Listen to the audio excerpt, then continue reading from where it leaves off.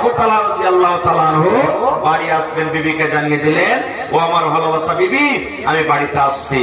কেন ফোন করলেন? আপনারাকে বলি, আল্লাহর রাসূল বলেছেন, যখন তুমি বিদেশ থেকে বাড়িতে আসবে, তোমার স্ত্রীকে তুমি ফোন করে এসো, ফোন করে তুমি জানিয়ে দাও, ফোন করে বাড়িতে এসো। কেন কেন ফোন করবো যে বলো না?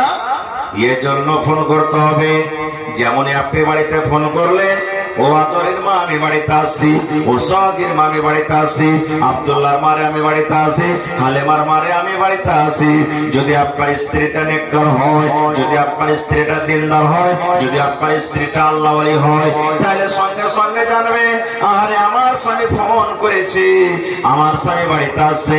ফোন করার মানে হলো আপনার স্ত্রীটা যদি নেককার হয়, আপনার স্ত্রীটা যদি দিনদার হয়, যেমনই আপনি বাড়িতে ঢুকবেন, যেদিন আপনি বাড়িতে আসবেন, আপনার জন্য সীতা করে থাকবে, আপনার জন্য তেল মেখে থাকবে, আপনার জন্য সুরমা কাজল লাগিয়ে থাকবে, আপনার জন্য পাউডার লাগিয়ে থাকবে, আপনার জন্য সেন্টওয়ালা তেল লেগে থাকবে, আপনার জন্য নতুন কাপড় পিন্ধে থাকবে, এমন ভাবে আপনার জন্য সেজে থাকবে। আপনি যখন বাড়িতে ঢুকবেন, বাড়িতে ঢোকার পর স্ত্রী থেকে যখন নজর করবেন, আপনার মন খানা ঠান্ডা হয়ে যাবে। কিন্তু হ্যাঁ, স্ত্রী যদি নেককার দিনদার না হয়, আপনি 100 বার করে ফোন করেন না, ওর কিছুই নেই। কি কারণে ফোন করলে না করলে কিছুই বুঝবে না। ও যেদিন আপনি বাড়িতে ঢুকলেন, সেদিন দেখছেন যে ও ঘর ঝাড় দিচ্ছে, সেদিন ঝুল ঝাড় দিচ্ছে, কালি মেখা আছে, গোবর তুলছে, বাড়ি ঘর লেপছে, আর চাকচে কোনো হয়ে নাই। এবার বাড়িতে যখন ঢুকবেন, ঢোকার পর দেখবেন, দুঃসালাহ তুমি কাহেকা, হ্যাঁ হট এখান থেকে তুই আমার সামনে। গতটা মনে হয় পাটের আটির জাগের মতন মনে হয় দুর্গন্ধ করছে, ফস্ট এখান থেকে। হ্যাঁ, এতদিন পর বাড়িতে এসেছি, হ্যাঁ মনে হয় আমার জন্য একটু সুন্দর হয়ে রেডি আছে যে ঘুরে থাকবে, তো উল্টা আমি তোকে দেখতে পাচ্ছি, মন খান খারাপ হয়ে যাবে না। এ আমার মায়েরা খালারা, স্বামীর সামনে যত পারবেন সাজেন, যত পারবেন সাজেন, যেরকম ইচ্ছা আপনি সাজতে পারেন, মানে নেই। কিন্তু এখানে উল্টা কথা রে ভাই, আমার মায়েরা খালারা কার জন্য সাজবে জানেন?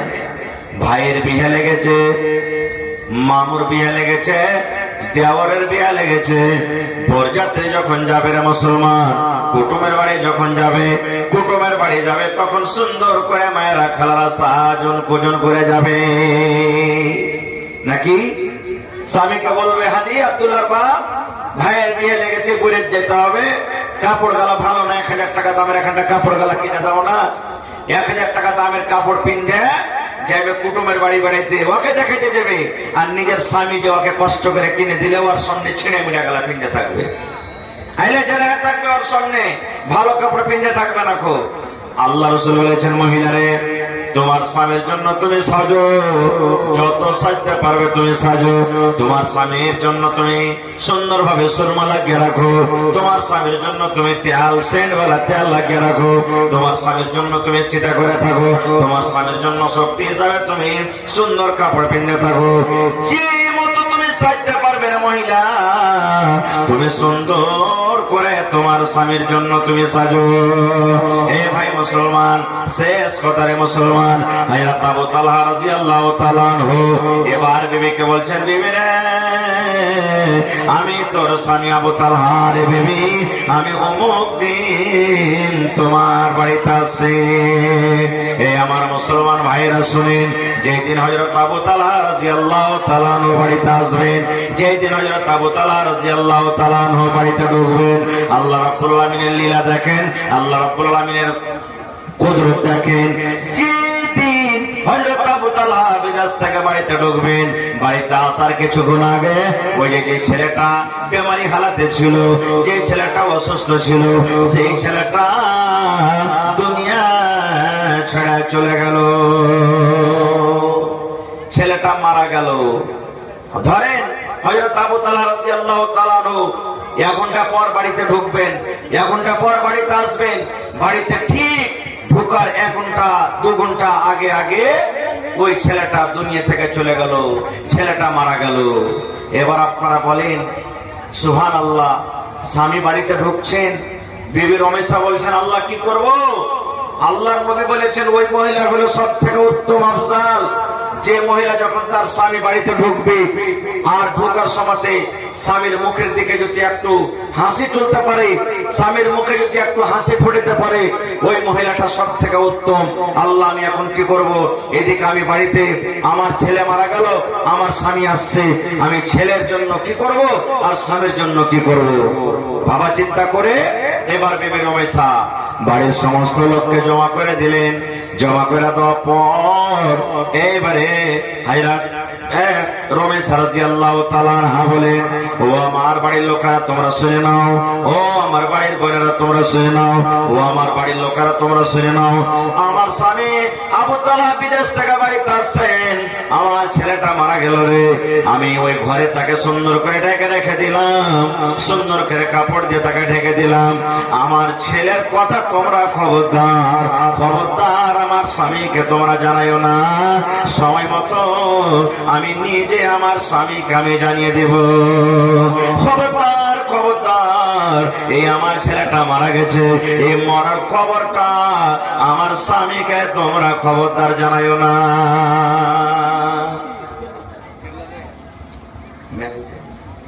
ভাই আমার, এ মুসলমান ভাই, মৌসুম কেমন কেমন করছে ভাইরে। ইচ্ছা ছিল আজকে কিছু বলবো, কিন্তু একটা মজলিসের মন ভাঙ্গা, আর ওপর থেকে মৌসুমটাও কেমন কেমন করছে।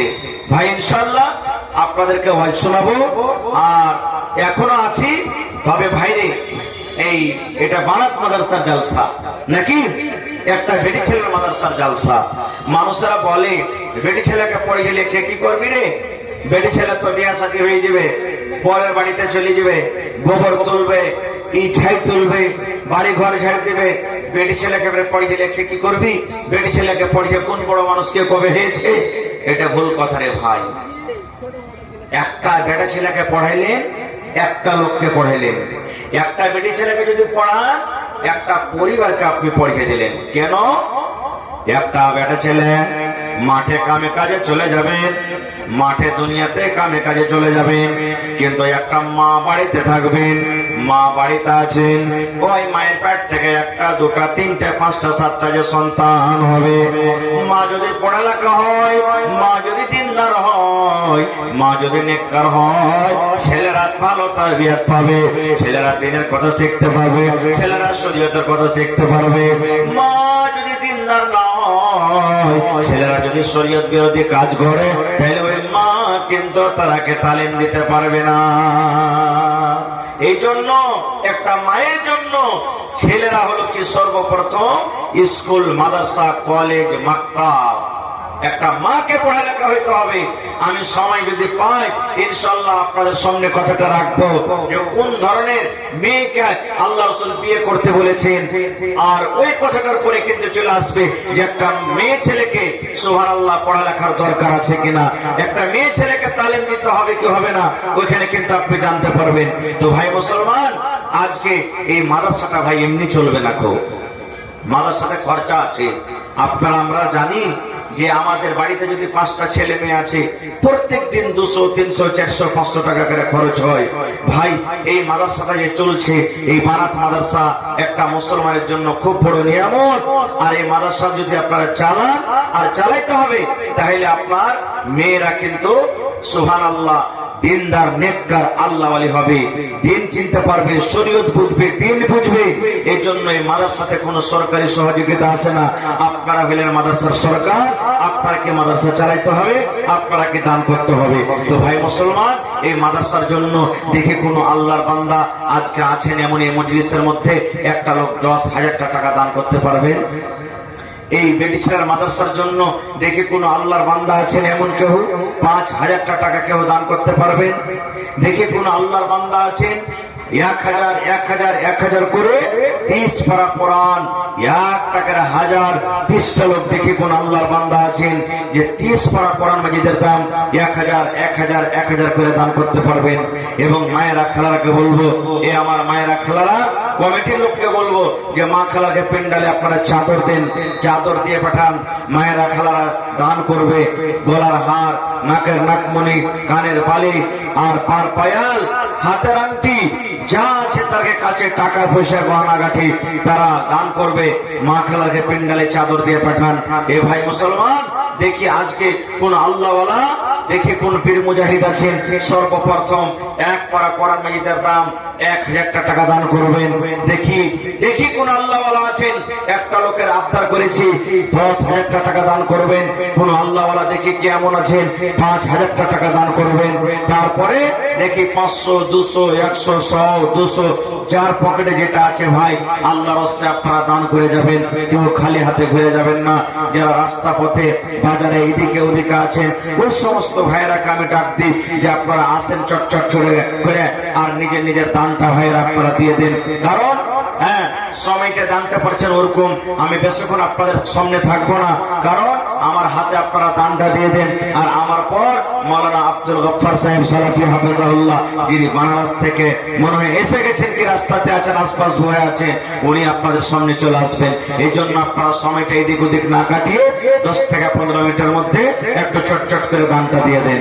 এই দেখেন একজন আমার ভাই সর্বপ্রথম বেনামিতে 500 টাকা দান করেছেন।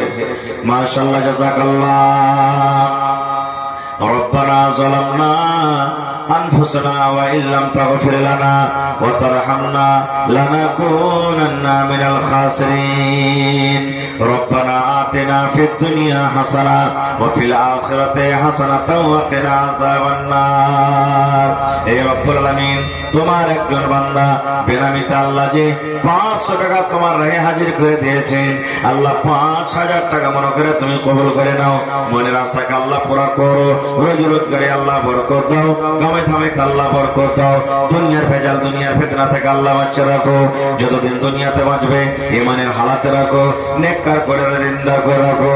হে আল্লাহ, আত্মীয় স্বজন, মা বাপ, দাদা দাদি, নানা নানি, শ্বশুর শাশুড়ি যারা কবরে চলে গেছেন, জানি না মাওলা তারা কবরে কি হালাতে আছে।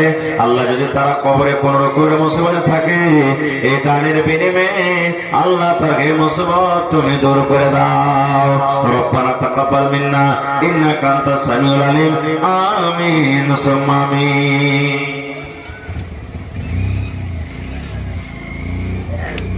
তো ভাই একটু আয়সান আপনারা, আর চাদর নিয়ে গেছে মহিলা পেন্ডালে। হ্যাঁ, মহিলা পেন্ডালে চাদর ভরছে। মায়েরা খালারা আপনারা চাদরে দান গলা দিয়ে পাঠান, চাদর ভর্তি করে কেটে দিয়ে পাঠান। সুবহানাল্লাহ। এবারে যত জালসা করলাম আল্লাহুস সামাদ, কোন জালসা এমন যায়নি যে জালসাতে 2 খান 4 খান 5 খান 10 খান গহনা পাওয়া যায়নি। আর কাঁসার থালি, কাঁসার বদনা, কাঁসার গিলাস, বিভিন্ন রকমের দান পাওয়া গেছে। সুবহানাল্লাহ। টাকা পয়সা, জমি জায়গা মেলাই দান পাওয়া গেছে।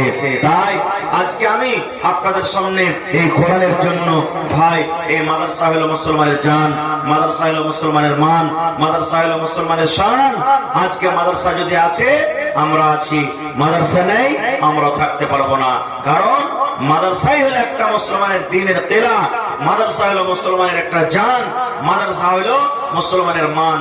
কারণ মাদ্রাসা না থাকতে গেলে আমরা শরীয়ত থেকে ইয়াতিম হয়ে যাব, শরীয়ত থেকে কানা হয়ে যাব, চোখ থেকে আমরা কানা হয়ে যাব। এই জন্য মাদ্রাসাকে চালাইতে হবে ভাই। আল্লাহর নবী বলেছেন, যখনই সকাল হয়, ভোর হয়, আল্লাহর 2টা ফেরেশতা জমিনে আসেন, আর আসার পর একজন ফেরেশতা আল্লাহকে বলেন, হে রব্বুল আলামিন, যে তোমার বান্দা আল্লাহ তোমার রাহে খরচ করে, আল্লাহ তোমাকে দান করে, তোমার রাহে আল্লাহ সাদকা করে, ওর মালটাকে তুমি আরো বাড়িয়ে দাও, আল্লাহ ওর মালটাকে তুমি বাড়িয়ে দাও। যে আল্লাহ মাল তোমার রাহে খরচ করে, আল্লাহ তার মালটাকে তুমি বাড়িয়ে দাও, আল্লাহ তার রুজিতে বরকত দাও, আল্লাহ ব্যবসাতে বরকত দাও, আল্লাহ খেতে খোলানে তার তুমি বরকত দাও। এরকম ভাবে আল্লাহর ফেরেশতা দোয়া করেন। এবং 2 নম্বর ফেরেশতা দোয়া করেন, ও আল্লাহ, যারা দান করে না, যারা সাদকা করে না, খয়রাত করে না, আল্লাহ তাদের মালে তুমি বরকত দিও না। তো ভাইরে একটু উঠেন আপনারা, তাড়াতাড়ি করে 10-15 মিনিটের মধ্যে আপনারা দানটা দিয়ে যান। জিয়াউল হক ফুফু এবং বাপ মারা গেছে মনে হয় নাকি, 1000 টাকা দান করেছেন। মাশাআল্লাহ। নারে তাকবীর। 30 কলম চেয়েছি ভাই 1000 টাকা করে, তার মধ্যে প্রথমে বিসমিল্লাহ হয়ে গেছে। জিয়াউর রহমান সাহেব 1000 টাকা। আইরে মা, মা মানে ময়া, মা মানে দয়া। মা দুনিয়াতে নাই আল্লাহ, ফুফু দুনিয়াতে নাই, তারা কবরবাসী হয়ে গেছেন আল্লাহ, তারা কবরে চলে গেছেন। জানি না রে মওলা তারা কবরে কি হালাতে আছে। আল্লাহ তাদেরকে স্মরণ করে 1,000 টাকা তোমার ব্যাংকে জমা করে দিয়েছেন। আল্লাহ 1 লক্ষ টাকা মনে করে তুমি কবুল করে নাও, মনের আশাকে আল্লাহ পুরা করো, রোজ রোজগারি আল্লাহ বরকত দাও, দুনিয়ার বেজাল দুনিয়ার ফিতনা থেকে আল্লাহ বাঁচিয়ে নাও। এই আল্লাহ যেদিন কিয়ামত কায়েম হবে, হাসরের ময়দান হবে, আল্লাহ কিয়ামতের দিন তোমার আরশের তলাতে জায়গা দান করিও।